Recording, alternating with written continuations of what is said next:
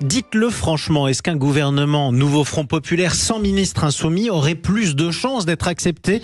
C'est en tout cas le pari qu'a tenté Jean-Luc Mélenchon ce week-end en promettant qu'il n'y aurait pas de ministre insoumis si Lucie Castet arrivait à Matignon. Et pour voir justement si la majorité présidentielle maintenait ses menaces de censure. Venez en débattre avec nous. 0826 300 300, on vous donne la parole avec Françoise Degois qui nous a rejoint. Bonjour à vous, ma chère Françoise, à nouveau. Vous êtes notre éditorialiste Sud Radio. Nous sommes avec Xavier qui nous appelle de Bordeaux. Bonjour Xavier. Bonjour. Bienvenue à vous au 0826 300 300. Mon cher Xavier, un gouvernement NFP sans ministre insoumis, est-ce que c'est crédible et est-ce que ça peut tenir ?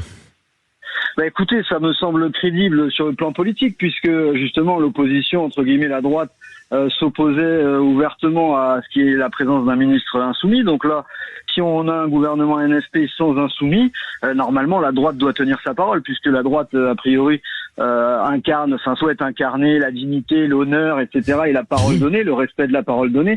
Donc a priori, s'ils ont un minimum de dignité, ils vont respecter leur parole et donc ne pas censurer un gouvernement NFP sans ministre insoumis. Ouais, je sens poindre un peu d'ironie dans votre voix. D'abord, j'ai une question pour vous, Xavier. Vous dites la droite en général et en gros, vous la limitez où ? Ça commence où, ça termine où la droite pour vous ?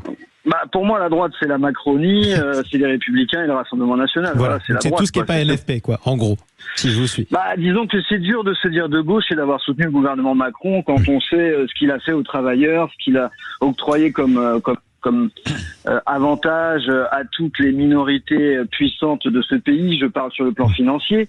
Donc, je pense effectivement que ce serait plutôt une bonne chose d'avoir un gouvernement NFP, mais je pense que là où il y a un vrai bémol, c'est que ce gouvernement NFP doit être capable aussi de faire un pas vers la droite. Ouais. Et là, il y a une difficulté, je pense, politique. C'est-à-dire que le gouvernement NFP, sans insoumis, devrait être capable de dire on prend acte de la décision des Français de considérer que la sécurité est une priorité. Et voilà, là, pour le coup, c'est pas encore, vous avez raison de le souligner. D'ailleurs, tiens, faire un geste et faire un pas envers les autres partis, c'est aussi l'appel d'un membre du Nouveau Front Populaire, le député socialiste Philippe Brun, c'était dans Le Monde d'hier. La sagesse aurait commandé au NFP de faire quelques gestes envers des partis et de gestes, il n'y a pas eu. Moi, mon sentiment, c'est quand même que Lucie Castet, de ce que j'ai entendu de sa tournée d'été, vraiment le grand orchestre de Lucie Castet. Voilà. Le Tour de France. Oui, ce Tour de France, oui, c'est ce soir dans votre ville, Lucie Castet. Je plaisante un peu parce que c'est vrai que ça pouvait prêter à ironie et ça pouvait prêter à sourire. Bon, la réalité, c'est qu'elle s'est montrée, elle s'est fait connaître. Donc voilà. Moi, j'entends ce que vous dites. Je pense qu'elle a été assez claire. Elle dit on fait projet par projet, donc on peut pas être plus clair que ça. En même temps, projet par projet sur notre programme quand même. Et puis, mais c'est tout à fait normal. Écoutez, moi, je veux bien, encore une fois, Jean-Marie, je sais qu'on va se pinailler là-dessus. Je veux bien qu'on mette des bémols, mais la réalité, c'est que, je le redis, c'est la conjuration des battus, ce qui est en train de se passer. Xavier, j'entends ce que vous me dites. La droite va tenir parole. Bien sûr que vous savez qu'elle ne tiendra pas parole. Vous avez vu que l'encre à peine séchée, Bruno Retailleau disait oui, mais bon, il y a le programme. Et puis après, ça va être, il y a les communistes. J'écoutais Mathieu Vallée, le sémillant nouveau député européen du Rassemblement National. Il dit nous, on censure parce que il y a LFI et il y a les Verts. Donc, si vous voulez, c'est extraordinaire. C'est-à-dire qu'on peut avoir un gouvernement de gauche sans la gauche. Bon, ça s'appelle un gouvernement macroniste, en fait. On peut aussi arrêter les faux semblants puisqu'on est sur Sud Radio. Parlons vrai. Vous partez du principe tous les deux, puisque je sens votre ironie, que quoi qu'il arrive, un gouvernement NFP sera censuré. Bien sûr. Il n'y aura pas de gouvernement Nouveau Front Populaire. Ça me paraît tellement évident que ce soir, je ne vois pas comment Emmanuel Macron va nommer Lucie Castet. Alors qui ce sera ?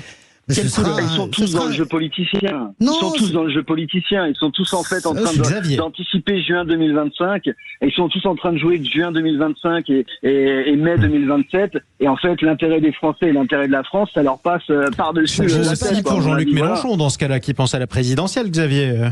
Alors lui, il est 100%. Si la présidentielle pouvait se démarrer demain, il jouirait tout de suite, là, automatiquement. Lui, tout son jeu à Mélenchon, c'est de pouvoir être candidat à la présidentielle en 2027 et plutôt même s'il le peut. Je pense que il n'est pas le seul. La réalité, si vous voulez, de tout ce jeu, c'est est-ce qu'on a avant la fin de l'année une présidentielle anticipée ou pas? C'est ça la véritable question. Comprenez bien que tout Emmanuel Macron qu'il est, tout surpuissant qu'il est, il est prévenu. On va aller de censure en censure. C'est qu'à un moment donné, je pense que c'est même le milieu économique qui arrêtera le cinéma. Quand on va arriver au budget et qu'il pourra même pas passer en 49.3 parce que je ne sais pas dans quel état sera ce gouvernement technique qui se profile, parce qu'on est quand même plutôt là-dessus, on est quand même plutôt sur un profil de techno, parce que ça permet à Emmanuel Macron de garder la main. Mais la réalité, si vous voulez, c'est qu'il n'y a pas que Jean-Luc Mélenchon qui est obsédé par la présidentielle anticipée. Il y a Marine Le Pen qui est obsédée par la présidentielle anticipée, et il y en a un dont on ne parle jamais, qui veut sa présidentielle anticipée, il s'appelle François Hollande, hein. Je vous le rappelle quand même. Eh bien, on verra, et ce sera l'homme à surveiller la prochaine fois. Absolument. Un mot, Françoise de Gaulle, juste un mot, rappelez-nous le nom que vous nous avez cité comme Premier ministrable. Ah ouais, il y a beaucoup de noms qui circulent dans le name dropping. Tout le monde s'est tellement ridiculisé. J'accepte ce matin de me ridiculiser à mon tour. Éric Lombard, le patron de la Caisse des dépôts et consignations, qui est le nouveau patron, qui est un nom qui circule dans les couloirs de l'Élysée. Et vous pouvez noter greffier, si j'ai tort. Eh ben, écoutez, j'ai tort et je serai ridicule. Ça ne sera pas la première fois. Xavier, vous appellerez Françoise. On vous appellerait Françoise si jamais c'est lui. Merci beaucoup Xavier au 0826 300 300 de nous avoir appelé depuis Bordeaux. Merci François. Merci Xavier. Quel gouvernement peut tenir jusqu'à la prochaine dissolution? C'est la question qu'on posera notamment à notre invité politique, le député Ensemble pour la République des Yvelines, Carl Olive. Il sera avec nous dans quelques minutes, juste après les informations. À tout de suite.